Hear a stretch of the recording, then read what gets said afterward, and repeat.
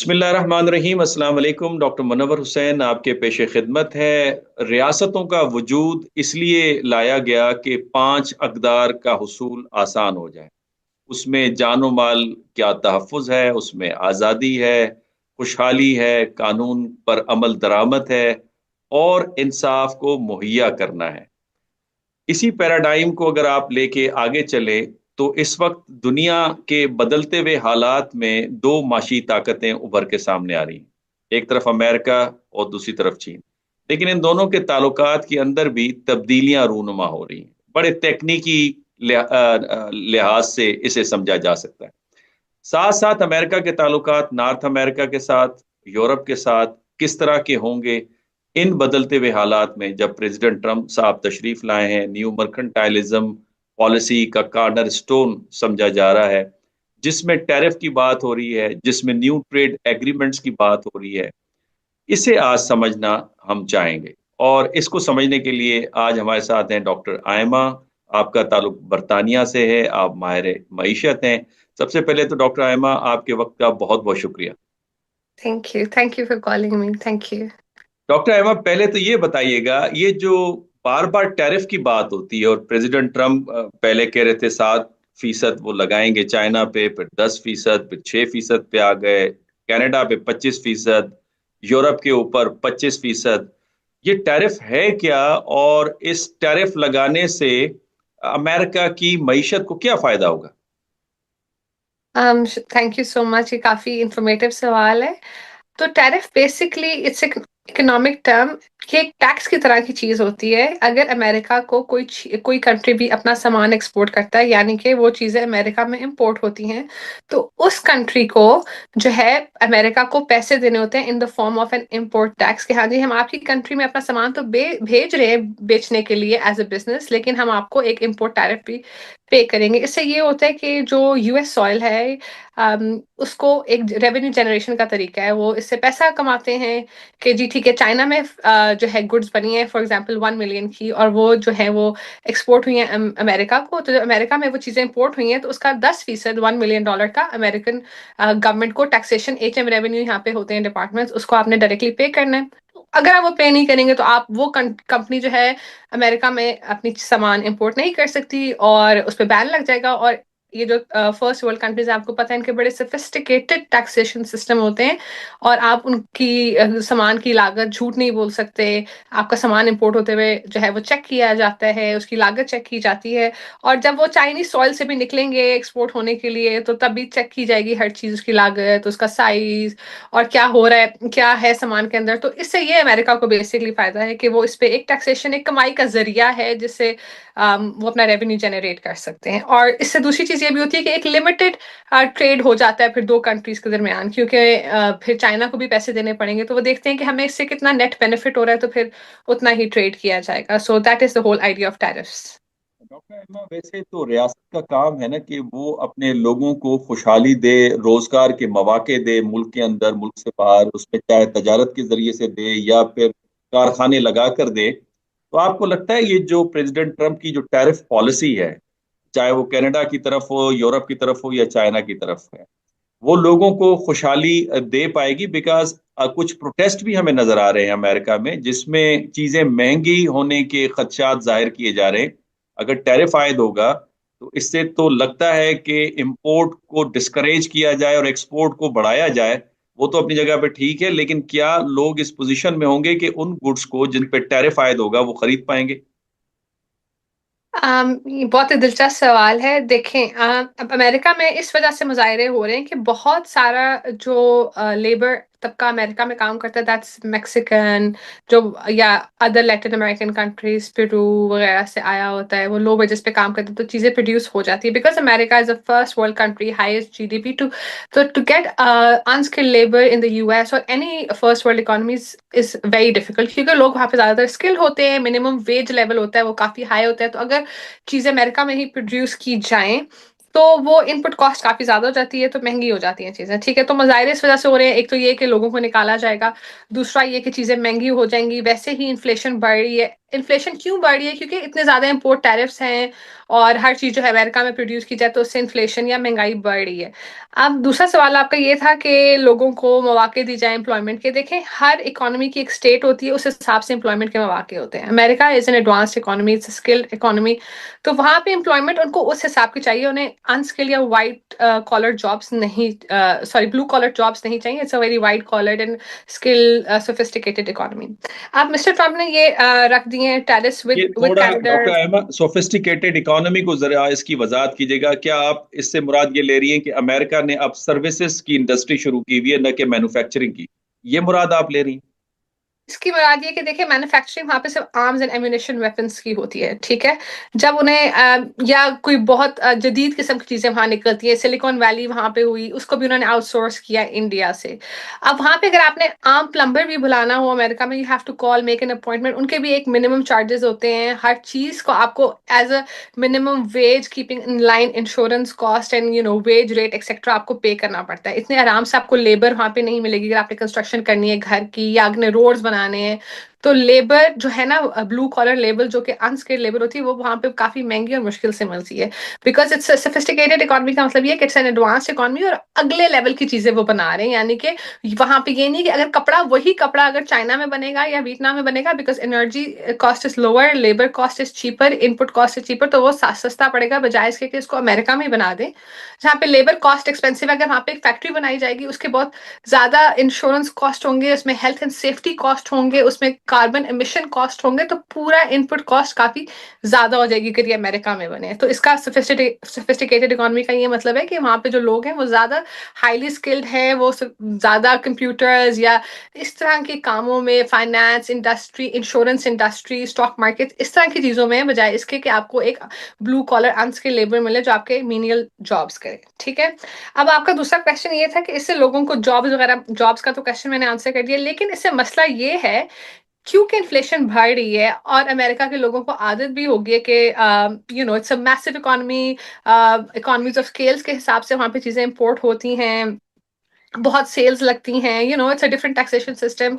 जो कनाडा से माल आया था, जो बाकी Latin American, south American country से माल आया था, उस पर कोई टैरिफ नहीं थी। लेकिन अब जब कनाडा से भी माल आएगा अमेरिका में, तो जब उसके ऊपर इम्पोर्ट टैरिफ लगेगा तो चीज मार्केट में महंगी आएगी। तो दैट विल बी, जो एंडिंग कॉस्ट होगी कंज्यूमर को, that will be more expensive and people don't want to spend money. उनको एक आदत होगी सस्ता माल खरीदने की। और वैसे भी total cost of living around the globe has gone up, nobody wants to spend, people want to save. तो इस वजह से people are unhappy about this. The second thing is, जो मिस्टर ट्रम्प चाहते हैं कि we will produce things on our own soil और हम we will make America great again and we will export stuff. तो एक्सपोर्ट का मतलब ये है कि अगर मिस्टर ट्रम्प कनाडा के ऊपर टैरिफ्स लगा रहे हैं, तो at the same time Canadian prime minister ने आज ऐलान कर दिया we will also impose taxes. और उनकी एक एनर्जी कंपनी है जो अमेरिका को एक्सपोर्ट करती है एनर्जी, उन्होंने कहा हम अपना एक्सपोर्ट बंद कर देंगे। तो इट्स, जो अगर आप ट्रेड टैरिफ्स लगा रहे हैं तो it is always disproportionate and it creates asymmetry in the market. ऐसा नहीं है कि आप अगर दूसरी कंट्री को टैरिफ लगा देंगे तो आपका जो बैलेंस ऑफ ट्रेड है वो पूरा बैलेंस में आ जाएगा और आपको ही फायदा होगा। It always creates market asymmetry because the other country will also retaliate. One point that we must remember at this point in time is that US is breaking the rules of the contracts that it has written with Latin American and North American countries. और ये America एक contract में था कि हमारा हमारा trade free zone होगा, जो WTO वर्ल्ड ट्रेड ऑर्गेनाइजेशन के साथ इनके पैक्ट्स हुए हुए थे। उन सारे पैक्ट्स को mister Trump is he's barring all of them and he's imposing taxes. So it's going to create more asymmetries than make America का जो ट्रेड इम्बैलेंस है उसको वापस बैलेंस में लाने के बजाय दिल बी मोर एसिमेट्रीज। आपकी वैसे बात मुझे ये बताइएगा कि ये तो आपने बिल्कुल वजह फरमाया, लेकिन क्या ट्रम्प साहब की जो पॉलिसीज हैं उसका मतलब ये है कि वो ट्रेड एग्रीमेंट्स को नए सिरे से करना चाहते हैं? जैसे पहले टर्म में उन्होंने नाफ्टा को तोड़ दिया और नए सिरे से उन्होंने कनाडा के साथ अलग और मैक्सिको के साथ अलग ट्रेड एग्रीमेंट किया, ब्राजील के साथ अलग करना चाह रहे हैं। भारत के ऊपर भी उन्होंने प्रेशर बिल्डअप करके जो नया वायदा किया है भारत के साथ, उसमें भी उन्होंने कहा है कि जो $45 बिलियन का जो डेफिसिट है ट्रेड के अंदर अमेरिका का, उसको किसी तरीके से कवर किया जाए। यूरोप के साथ कोई $235 बिलियन का ट्रेड डेफिसिट है। कनाडा से भी लगभग इतना ही, कोई $200 बिलियन का है। तो आपको लगता है कि बुनियादी तौर पे प्रेसिडेंट ट्रंप कोशिश ये कर रहे हैं कि नए ट्रेड एग्रीमेंट हो? क्या ये बात सही है? अब उनके बिहाफ पे तो मैं नहीं कह सकती कि वो क्या करना चाह रहे हैं, लेकिन जो पब्लिकली अवेलेबल नॉलेज है और जो पब्लिक अंडरस्टैंडिंग है वो तो यही है कि अगर पुराने एग्रीमेंट्स को आप, if you barred your old agreements, you naturally have to abide to new agreements. So अगर पुराने agreements के ऊपर वो नहीं, he's not sticking to the old ones, तो फिर जरी बात है वो नए वाले लिखेंगे. हम्म। That's the general knowledge. ये बिल्कुल आपने सही फरमाया। अच्छा, ये बताइएगा कि इस ट्रेड टैरिफ का या न्यू एग्रीमेंट्स का इम्पैक्ट क्या आएगा ओवरऑल ट्रेड रिलेशनशिप के ऊपर, स्पेशली विद चाइना? जैसे यूरोप है, यूरोप के ऊपर अभी जो बात यूक्रेन के ऊपर चल रही है, उस पे कहा यह जा रहा है कि शायद थोड़ी सी एक किस्म की दरारें पड़ते नजर आ रही हैं। तो अगर वो कहते हैं कि 25% हम टैरिफ भी आयद करेंगे यूरोपियन गुड्स के ऊपर, तो इससे ताल्लुकात पे, specially trade relationship, economic relationship पे क्या आएगा with EU and with China? I think ये जो भी trade वगैरह थे, they are very fluid. These are very fluid nature in nature. All these talks, all these things are very fluid in nature. They can जो demand, supply, production, exports होती हैं, they're not static. They are fluid concepts. Over time, demand will settle down, supply will settle down. People, new businesses will find opportunities. So market will come back to the economic idea of the steady state. So markets, demand, spending will come back to the steady state. Of course, हम एकदम से तो एक hump देखेंगे inflation की तरफ, market में चीजें नहीं मिलेंगी या महंगी मिलेंगी या होर्डिंग हो जाएगी या ग्रे मार्केट्स इवॉल्व होंगी, but with time things will come back to the steady state. मतलब ये कि जिस तरह over the years free trade से जो है कंट्रीज ने बेनिफिट किया, अब वो नहीं करेंगे तो लोगों को पता चल, जैसे आप देखें पाकिस्तान में इंपोर्ट्स को बैन किया तो डोमेस्टिक ब्रांड्स निकल आए. तो ये जो मार्केट डिमांड होती है, जो ह्यूमन साइकोलॉजी होती है, ह्यूमन स्पेंडिंग होती है, these are very fluid concepts and they settle with time. थोड़ी देर के लिए हमें नजर आएगी rifts, but they will settle down. They're not major issues. वैसे अमेरिका और चाइना के जो ताल्लुकात हैं माशी, उसका इम्पैक्ट आपको, बदलते हुए ताल्लुकात का इम्पैक्ट ओवरऑल ग्लोबल इकोनॉमी पे क्या नजर आ रहा है? क्या ग्लोबल इकोनॉमी इस वक्त शॉक लेने के लिए तैयार खड़ी हुई है? जिस तरह के मामलात यूक्रेन में हुए, जिस तरह की एक ट्रेड वॉर हमें नजर आ रही है, ट्रेड वॉर तो नहीं कह सकते लेकिन कम अज कम एक कॉन्फ्लिक्ट हमें जरूर नजर आ रहा है जब टैरिफ की प्रेसिडेंट ट्रंप बात करते हैं। तो आपको लगता है कि इससे ग्लोबल इकोनॉमी पे कोई इम्पैक्ट आएगा? Think it's not a trade war. I think every premiership is right in their own might. America has done amazing in the past 200 years. It has provided a world class market to all the countries. Let's all be honest. Everyone has bared the benefit and fruit of American market क्योंकि वहाँ consumers were more on the consumption side. Companies have grown. America ने दुनिया को business दी है. So I think it is America's right to take the decision that is in their best favor. You know, so that is one thing that I believe from the core. Right now, अगर हम China के हिसाब से देखें तो China will find new markets और वो वहां बेचना शुरू कर देगा. प्लस चाइनीज मार्केट भी मेच्योरिटी की तरफ जा रही है because the standard of living per capita income is increasing, the cheap labour is shifting from China. So it will find new markets, new production lines. बाकी छोटी जो कंट्रीज एक्सपोर्टर्स वो उनको मार्केट मिल जाएगी. तो they will, it's just a drift of specialisation from one country to the other. एक ही एक्सपोर्ट्स कम हुई तो दूसरी की ज्यादा हो जाएंगी. It's just a drift in the global export powers. So that's how I see it. China को भी अमेरिका ने कहा है हम 20% मतलब डबल कर देंगे टैरिफ्स, और अमेरिका के ऊपर भी फेंटेनॉल जो है उसके भी इल्जाम लगे हैं ये वो. सो नन ऑफ द, ये बातें करके they step back, none of the countries take it ahead. So I don't think there is any big danger of like any trade war anything. इसी तरह चीजें चलती रहेंगी and they will settle down eventually. Doctor साहब, पाकिस्तान के ऊपर आ जाते हैं। पाकिस्तान के जो ट्रेड है अमेरिका के साथ वो $7.3 बिलियन का है और वो ज्यादातर पाकिस्तान के फेवर में है। अब ये जो प्रेसिडेंट ट्रंप की पॉलिसी है, आपको इसका कोई असर होते हुए नजर आ रहा है पाकिस्तान यूएस ट्रेड के ऊपर?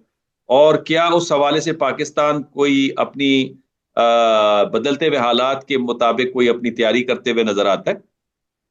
वैसे जितनी भी न्यूज मैंने पढ़ी है, जितना भी कुछ किया है, आपने नोटिस किया होगा पाकिस्तान का कोई नाम नहीं कि पाकिस्तान पे इतना लग जाएगा या इतना टैरिफ हो जाएगा या हम उसे कम कर देंगे। पाकिस्तान का कोई नामो निशान नहीं। इंडिया का नाम है। इंडिया को एयरक्राफ्ट भी अपने बेचे हैं to bring balance of payment into to align them and उनके साथ भी बातें हुई हैं, उनके भी वजीर आजम को बुलाया गया, लेकिन पाकिस्तान का कोई नाम निशान नहीं है।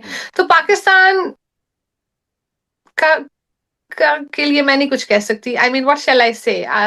पाकिस्तान पहले ये तो सोच ले कि उसने एक्सपोर्ट क्या करना है। 7.3 बिलियन इज नथिंग। कि हम क्या बेनिफिट ले रहे हैं, it is nothing. It's just it's आटे में नमक के बराबर। It's nothing. ना 3 में ना 13 में। नहीं, वो पता तो है वो हमारे यहाँ नैरेटिव क्या है? हमारे यहाँ नैरेटिव ये है कि सबसे बड़ी ट्रेड हमारी अमेरिका के साथ है और वो है 7.3 बिलियन। वो बात ही नहीं करते चाइना के साथ $25 बिलियन की, जो कि बहुत ज्यादा चाइना के फेवर में है। अमेरिका के साथ इसलिए बात करते हैं, गालिबन 2.25 बिलियन डॉलर्स पाकिस्तान के फेवर में है ये ट्रेड। तो इस हवाले से यहाँ तो आपको पता है ना कि एक एक बिलियन डॉलर के ऊपर बड़ी सेंसिटिविटीज है। तो यहाँ पे लोग बड़े सेंसिटिव हुए हुए हैं कि ये ना हो कि प्रेसिडेंट ट्रम्प साहब जो हैं पाकिस्तान को भी बुला के कहें भैया ये जरा ठीक करें इस मामले को। तो अगर उन्होंने पाकिस्तान को भी कह दिया तो पाकिस्तान आईएमएफ का टॉप 5 ऑफ द बोरोवर्स में से है। आई थिंक टॉप 3 में है, 5 भी नहीं, टॉप 3 में। तो पाकिस्तान क्या कर लेगा? वो व्हाट आर दे गोना से? इनका क्या स्टैंड होगा? या what are they gonna say? What are we gonna export to you? I mean मुझे तो कोई तवाजन में चीज नजर नहीं आ रही। क्या है? It's nothing. ना 3 में ना 13 में, अटके में हैं बस। आईएमएफ से पैसा आ रहा है, चल रहे हैं। आई don't no, I can't really say anything. अच्छा, वैसे बाय द वे पाकिस्तान को क्या आप सजेस्ट करेंगी कि पाकिस्तान की इकोनॉमी, जिस तरह हम कहते हैं कि भाई आप इसको थारो रिफॉर्म्स इसके अंदर ले आए, और हुकूमत ने उड़ान पाकिस्तान को इंट्रोड्यूस भी करवाया है, और हुकूमत का दावा है कि जो मैक्रो इंडिकेटर्स हैं वो फेवर में भी हैं इस वक्त इकोनॉमी के, लेकिन एक्सपोर्ट के बारे में इस वक्त कहा जा रहा है कि वो कम हो रही है, इम्पोर्ट्स बढ़ भी रही है। तो पाकिस्तान की इकोनॉमी को नजर में रखते हुए आपको लगता है कि ये इम्प्रूवमेंट की तरफ जा रही है, या फर्दर हमें कुछ स्टेप्स लेने पड़ेंगे ताकि इस इकोनॉमी को साउंड फुटिंग्स पे खड़ा किया जा सके?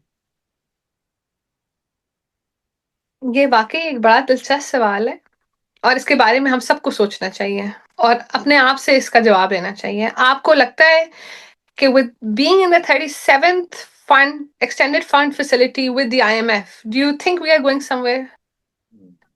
हम सबको इसका जवाब सामने है।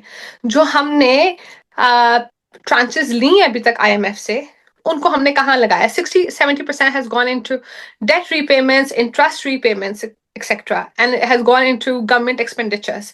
हमने उससे क्या किया? हमने कोई बहुत बड़ी एग्रीकल्चरल नई फैसिलिटी बनाई है, कोई नया क्रॉप के सीडिंग किए हैं, या कोई एग्रीकल्चर उगाने के नए हमने तरीके बनाए हैं, या हमने अपने टेक्सटाइल्स को बहुत नया कर लिया है, या उसमें हमने कोई ब्रेक थ्रू किया है? कुछ किया है हमने in the factors of production?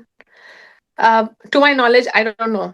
इस वक्त भी आईएमएफ का सबसे बड़ा ये ही जो है डिस्कशन पॉइंट है कि आपने अपनी गवर्नमेंट स्पेंडिंग कम करनी है, जो आपने इतनी बड़ी अपनी काबीना रखी हुई है। आपने चाइना के साथ डेट रिस्ट्रक्चरिंग करनी है because you have a huge massive interest payment to China, right? आपने अपने शॉर्ट टर्म में हमारा एनर्जी का चैलेंज ही हमने थोड़ा सा उसका जो सर्कुलर डेट था वो थोड़ा कम किया, but not in the long term. For Pakistan, I would like to see long-term policies that are directed towards youth empowerment, youth capacity building, decreasing unemployment, increasing infrastructure, looking at food security, because this year we wouldn't even have enough crop to feed our own mouths. We are the world's 4th-5th largest population. We don't have enough wheat to feed our own mouths, right? तो अब जो हम इतना बड़ा import करेंगे wheat का, how is that going to impact our balance of payment? So Pakistan can go in the right direction even right now, given we know our goals, we know our economic goals for the next 5 years.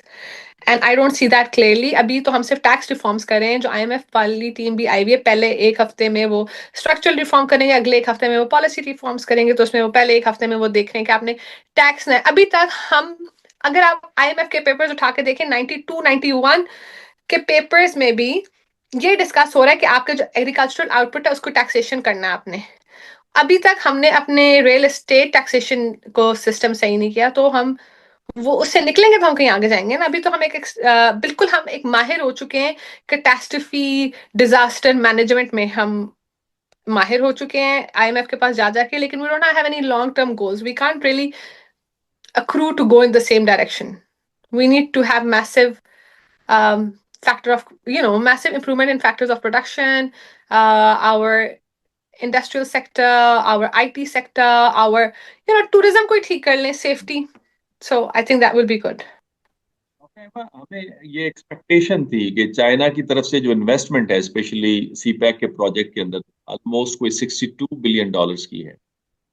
तो इससे economy को एक boost मिलेगा। Infrastructure तो बेहतर हुआ है, अगर आप सीपेक के रोड एंड मोटरवेज को निकाल लें आप, और ट्रेन का जो एक नया प्रोजेक्ट चल रहा है, फिर ग्वादर का पोर्ट है या एयरपोर्ट है, अगर इनको निकाल लें तो पाकिस्तान की कोई लुक जो है वो आर्काइक लुक नजर आएगी, कोई इतनी ज्यादा बेहतर लुक नजर नहीं आती। इंफ्रास्ट्रक्चर तो बेहतर हुआ है, फिर पावर सेक्टर के अंदर आया है, लेकिन इकोनॉमी में वो बूस्ट नजर नहीं आ रहा है। जो हमारी एक्सपेक्टेशंस थी कि फेज 2 के अंदर इंडस्ट्री लगेगी, एम्प्लॉयमेंट जनरेट होगी और पाकिस्तान एक्सपोर्ट्स के अंदर जाएगा, राहदारी की मद में बिलियंस ऑफ डॉलर्स कमाएगा, वो अब तक नहीं हो पा रहा। आपको कैसा लगता है ये सारा जो चाइना के साथ हमारा प्रोजेक्ट है? आई थिंक बिकॉज हमारा सिक्योरिटी इशू इतना ज्यादा था चाइना के साथ कि हमारा, correct me if I wrong, I don't think कि हमारा Gwadar airport is functional. I don't think the resort is safe for anybody who's visiting Pakistan to go and live over there. Yeah, visit Gwadar. I don't think हमारी jetties या seaport are functional. Because मैंने 3-4 हफ्ते पहले अपने सारे facts update किए थे and I did not get any proof कि हमारी कोई भी इकोनॉमिक एक्टिविटी वहां पे सही जनरेट हो रही है, ठीक है। बाकी रहेगी रोड्स की बात, हमने वो चाइना हाईवे बना दिया, वो चीजें बनाई, they look better, but we paid a very high price for all these road. जितना मिनरल वहां से निकला वो चाइना ले गया, काफी लोगों की डेथ्स हुई, एक्सेट्रा एक्सेट्रा। अब मसला आपने ये पूछा है कि हमारी इकोनॉमिक ग्रोथ क्यों नहीं जनरेट हो रही, इसका बहुत आसान हल है। इसलिए जनरेट नहीं हुई क्योंकि जो हमने ये हाउसिंग सोसाइटीज बनाई है ना, उससे हमारी पूरी एक जनरेशन तबाह हो गई है। एक बच्चा जो जिसका काम था वो यूनिवर्सिटी, स्कूल से यूनिवर्सिटी जाए, एक स्पेशलाइज्ड डिग्री ले, और उसने देखा कि मेरे साथ वाले जो कुछ भी नहीं करे, प्लॉट खरीद रहे हैं और फरोख्त कर रहे हैं, और उन्होंने इतना ज्यादा पैसा कमा लिया, जब मैं यूनिवर्सिटी चला भी जाऊंगा तो मुझे नौकरी तो नहीं मिलनी, तो मैं क्यों ये, why shall I do it to myself, why shall I keep my family hungry. तो I always say that these housing societies have ruined an entire generation in Pakistan. उन्होंने हमारा डिफॉरेस्टेशन की, हमारे पानी के मसले की, हमारे ट्रैफिक के मसले की, हमारी अर्बन पॉपुलेशन जो है वो बिल्कुल ऑर्गेनाइज्ड नहीं है, कोई प्लानिंग नहीं है, और उसके बाद हमारी जवान लोग थे उनको भी out of out of greed they didn't want to go to universities. तो हमारी प्रोडक्शन कैसे इंक्रीज होगी जब हमारी ह्यूमन कैपेसिटी जो है, they are not skilled, they are not in the work force, and they don't have any specialised skill, no destructive technology. तो जो हमारे वो सारे काम ही नहीं हो रहे, तो how are we gonna grow? हम अपनी इकोनॉमिक एक्टिविटी नहीं जनरेट करें इन द राइट डायरेक्शन, तो हमारी इकोनॉमिक ग्रोथ के साथ we have one of the world's lowest labor productivity, lowest, and it is actually negative, not even in the positive domain. And that is also one of the things which World Bank has and Asian Development Bank have talked to us about. We need a lot of youth training, vocational training, we need specialization. जितना भी बच्चे के marks आए, लेकिन हमें अगर engineers चाहिए तो हमें चाहिए, and we should do our capacity building in that region, ताकि हम we go in automobile, we go in semi knockdown kits, there are lots of opportunities, we can go into world class agricultural technology, और हमारे पास talent है, और जो काम का talent होता है, we have max exodus from the country, they go outside, and everybody wants to earn, और फिर हम बहुत खुश होते हैं कि there are lots of remittance coming into Pakistan. Economically, this is the worst scenario a country can be, where your generation or your population is dependent on remittances from abroad.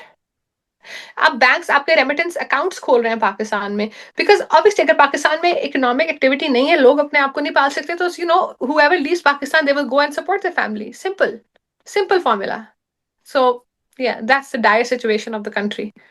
आपने वजह फरमाया, हुकूमत बड़ी इस पे खुशियां मनाते हुए नजर आती है कि $34 बिलियन इस वक्त रेमिटेंसेस पाकिस्तान में आ रहे हैं, कुछ 26% उसमें इंक्रीज आया है, लेकिन हमारी एक्सपोर्ट्स वहीं खड़ी है $30 से $32, इससे ज्यादा बढ़ते हुए नजर नहीं आती। हुकूमत तो ये प्लान दे रही है कि वो अगले 5 सालों में से $60 बिलियन तक ले जाएगी।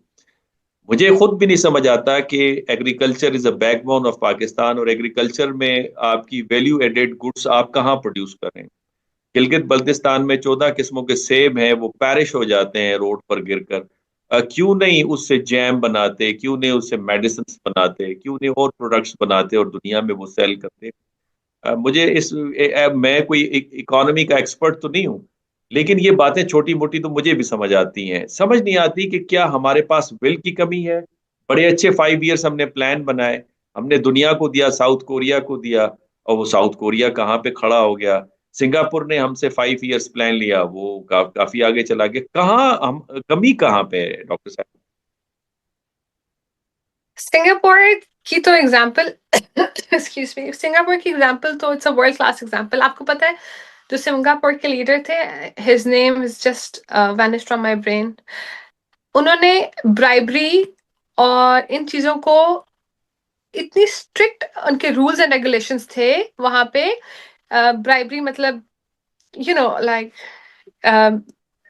सो इतने स्ट्रिक्ट रूल्स एंड रेगुलेशंस थे कि आपकी कैपिटल पनिशमेंट थी कि आपका गला काट दिया जाएगा कि किसी ने ब्राइब ली या कोई ऐसा काम करने की कोशिश की। The thing in Pakistan is हमारा ना करप्शन लेवल बहुत ज्यादा है।